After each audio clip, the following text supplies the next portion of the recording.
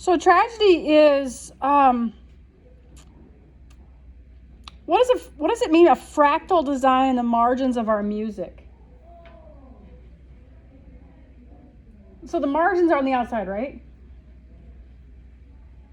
Our films are news media. It punctuates our conversations and governs us with a heavy breath. So is it always around us? Yes, but where at? On the outsides, right? We don't really know it's there until it hits us like a ton of bricks. It's kind of like driving down 377 and you're just driving, and then all of a sudden someone right in front of you, boom, car crash. Right? And that's tragedy. Why? Because something out of thin air that was always there hits. And the person in front of you, their car is destroyed. Maybe they were texting and there was a stoplight and they came up behind like a big truck and they hit the back of the truck. And their whole front end was like basically in their lap. That's tragedy. You know why it's tragedy? Not because someone died. Because if someone dies, it's comedy. Because why? They're not a tragic hero. It's tragedy because you realize that you too were texting and driving just about 5 seconds ago, and that could have been you unless you looked up. That's the tragedy of it. That's the lesson we learn from tragedy, is that it's sort of like the Humpty Dumpty. Why did Humpty Dumpty fall? Because he thought he was bigger. He thought he was more than an egg. He was sitting on a wall and he was an egg. Boom, he fell because he got full of himself. He thought he was more than an egg. And all the king's horses and all the king's men could not put Humpty Dumpty back together again. That would be us if we did something like that, right? So tragedy exhales on us in a big heavy breath. Make sense? It's like, remember that old song, I Can Feel You All Around Me? That song, it's an old rock song from 10 or 15 years ago by Flyleaf. I can't believe I just pulled that out of my rear end. But it's called All Around Me. That reminds me of tragedy. Okay. It is one of the supreme human icons born with us on our shared journey of civilization, much as Aeneas carried his household gods, or as it might be more appropriate to say, as Perseus carried his shield. Despite the critical disagreements it spurs, its infrequent manifestations, next page, are universally recognized. Only by some sort of theoretical timidity, in other words, we're timid just in theory, do we stop short of acknowledging behind them the presence of a tragic essence. What are them? Its infrequent manifestations. An archetypal idea that takes on form at intervals throughout history. Unlike the other modes of which Aristotle speaks, tragedy cannot really be said to be a mimesis of a praxis. Circle mimesis and praxis. You should know those words already. An imitation of an action. Certainly, tragedy has a plot, characters, and other elements he names as imitating an action serious, complete, and of a certain magnitude. In both epic and comedy, however, that action, the underlying movement of spirit, as Francis Ferguson expresses it, is an image of such a movement of life. It is in this large analogy that those genres are mimetic, not simply in their characters and plots. Highlight. But tragedy, rather than being a model of life experience, seems absolute, like a diagram or a recipe. It evokes rather than reminds us of something. Stop. As rain dancers strive in their ritual not so much to imitate human action as to make gestures that, reaching beyond the human, cause rain to fall. Highlight. Tragedy bends all its efforts towards producing a result. And in this purpose, it stands in contrast with comedy, whose long, drawn-out episodes mimic in distorted guise the trials and narrow escapes of daily living. Keep highlighting. Viewed in this light, tragedy is less a simulacrum, circle that word, of human action than a, circle, liturgical confrontation of a deep-seated dread, which, when brought to light, can be borne only through the medium of poetic language. Stop. That's a lot. What she just said is a lot. All right, so comedy looks like our life, right? It mimics our life. So when you watch a comedy or you read a comedy, you can see your life in miniature. Yeah? Or something that kind of looks like your life. Does tragedy look like your life? No.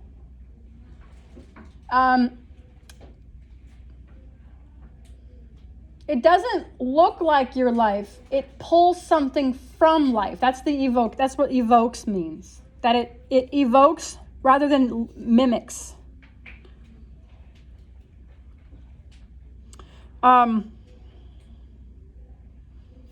So the dread of texting and driving and dying from that situation is always there. It's on the margins. And when it happens in front of you, it pulls something from that dread that was already in your soul.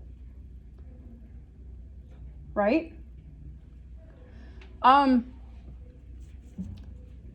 think, can I talk about Black Lives Matter for a second? I think that's what that is. That I've talked to a lot of Black mothers who say that they have this dread of their children walking about the world. And that when it happens, it's that evocation of the tragic. That makes sense? And it's becoming more and more in the forefront because we now have, we can see it more often, right? With camera phones and stuff.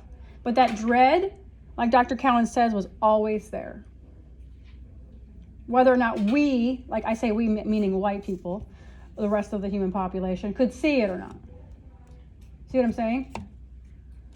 And so, I'm not trying to get political. I'm just trying to, that just reminds me of something like that, that it doesn't look like life. It just pulls that deep-seated dread that's always there on the margins for certain people. Okay. So Alexis asks, what did I ask to circle? Okay. Yeah. What did I ask you guys to circle? The uses, praxis, the one before the word confrontation, and the Simulacrum. Trying to find a pencil so I can. Mimesis means to mimic, right? Praxis is action. Simulacrum is the representation or imitation. So you could write that down. Representation or imitation.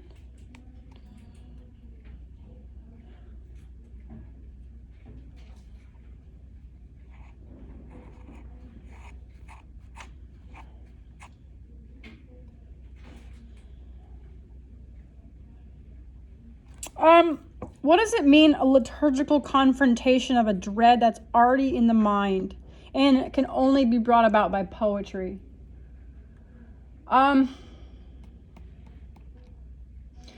Because poetry comes from where? We talked about this a long time ago with the picture.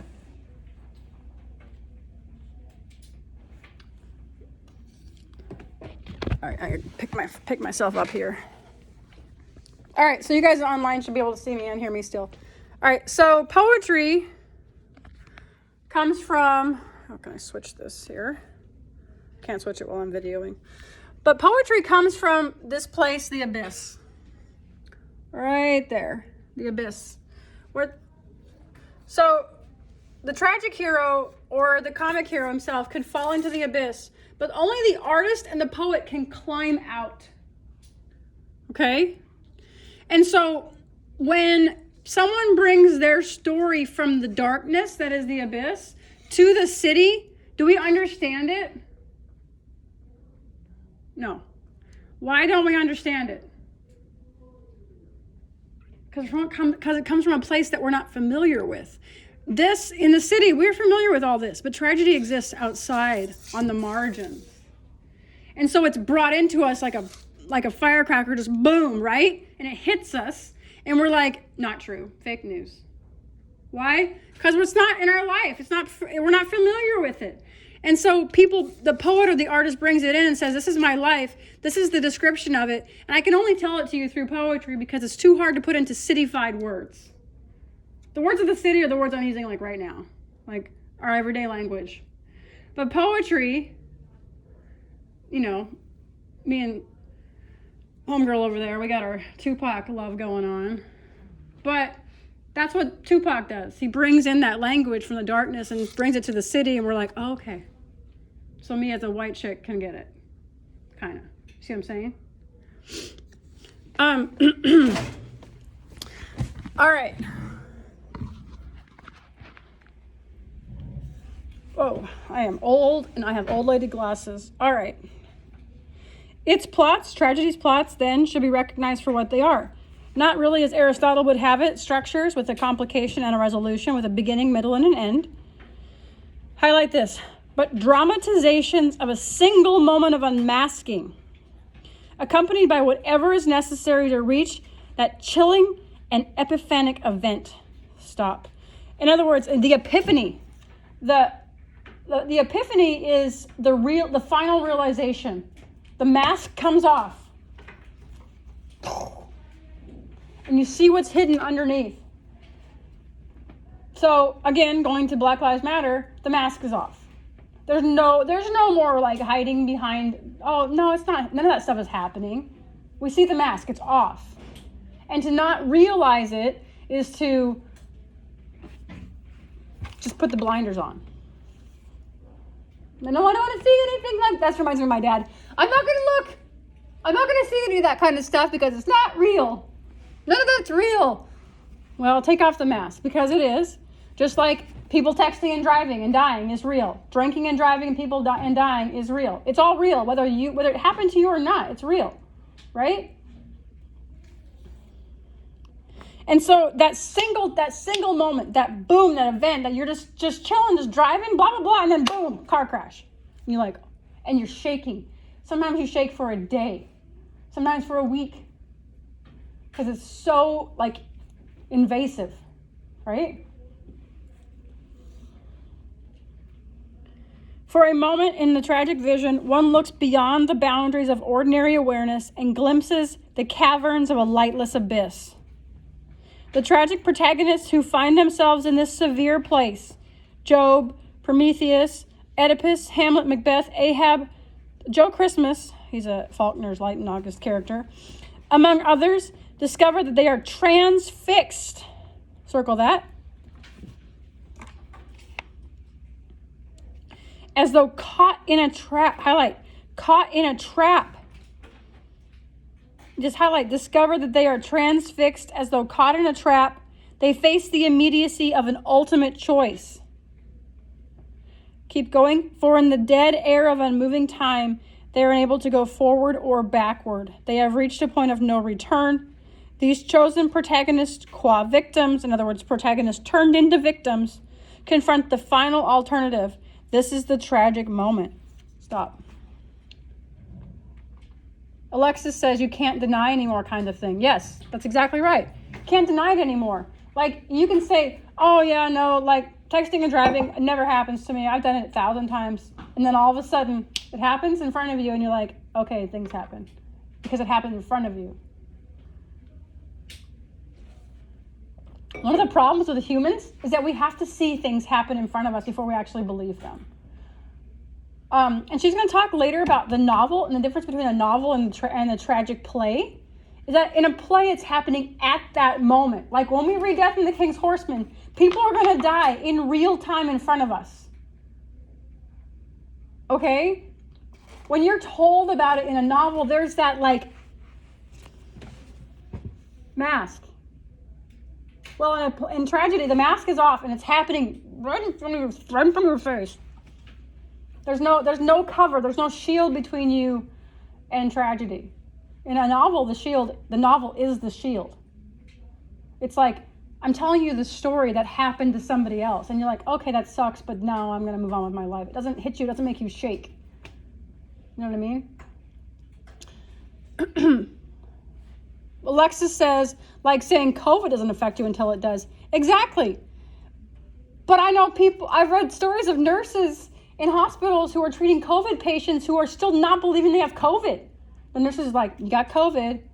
No, I got the flu. You got COVID. I got the flu. COVID's not real. And they still won't believe it because they're literally like sleeping with a mask, a whole body mask. Like, I don't have COVID. And so like coughing up a lung and about ready to be put on the ventilator. Okay. So if you'll put at the bottom of that page, the tragic moment is called the tragic trap.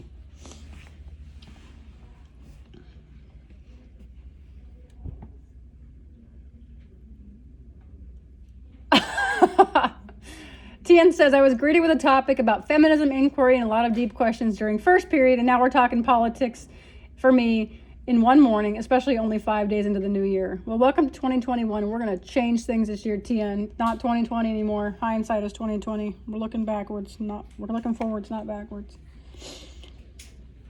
All right. Any questions so far? I know I haven't given you definitions, but any questions?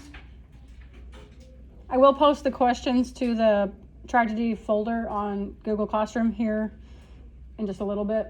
I didn't have this, so I couldn't post them yesterday. All right, page 3. I want you to write at the top of page 3, I'm just giving you my annotations. A tragedy is always present.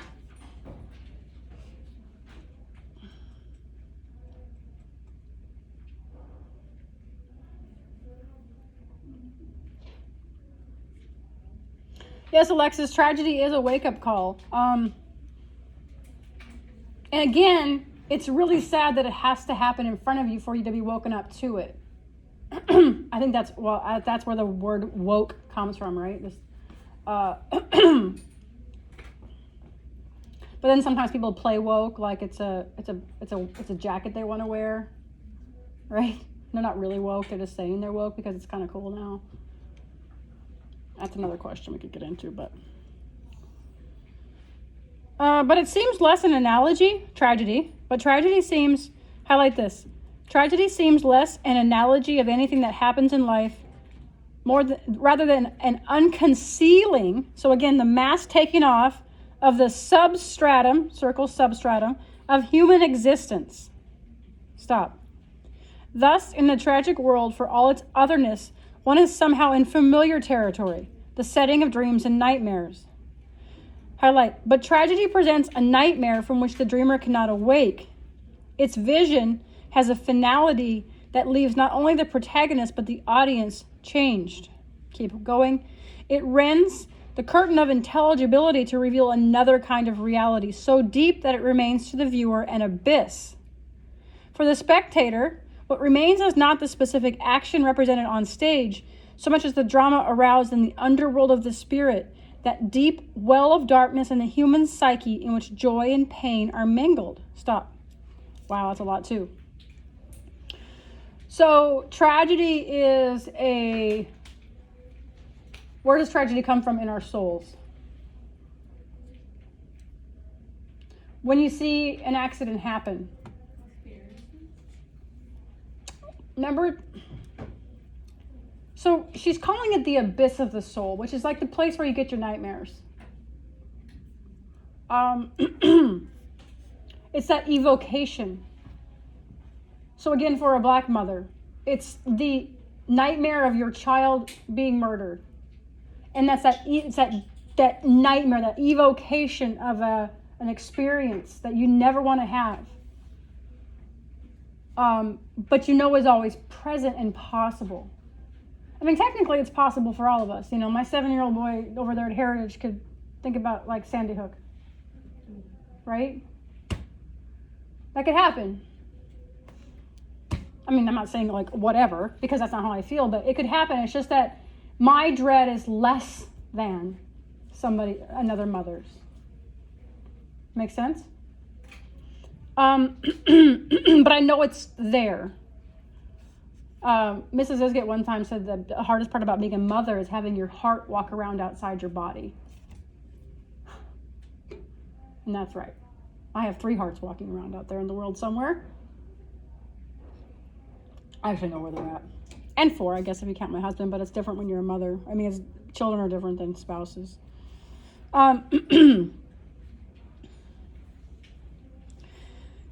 Many 20th century thinkers have been concerned with this hidden aspect of the person. Highlight. Freud has directed his attention to the dark, inaccessible part of our personality, and Jacques Maritain has spoken of the nocturnal kingdom of the mind. Keep going. But tragedy goes even deeper than these statements would indicate. It dredges up something from the bottomless pit. Like the Gorgon's gaze, it brings up ought not be faced directly, as one knows instinctively, but it is better viewed at a slant, through a mask or an image. Stop. So the mask or the image that we view tragedy from without actually suffering the pain of like real life tragedy is what she's calling stage plays. Okay? She's saying that the poetry of a play is how we view tragedy through a mask. This is the mask that we use.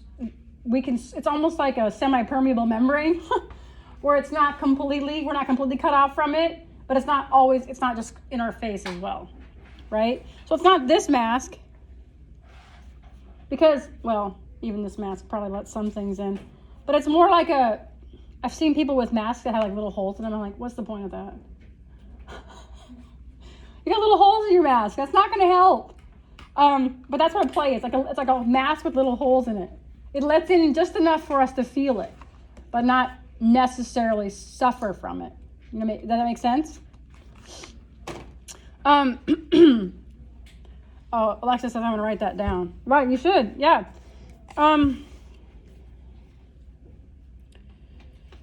So that's where I'm going to actually move ahead for 1 second to read this poem. I want to read it now because this is exactly why I read this poem in this space. She says that the tragedy ought to be faced indirectly at a slant. So Emily Dickinson writes a poem. Let me share the screen.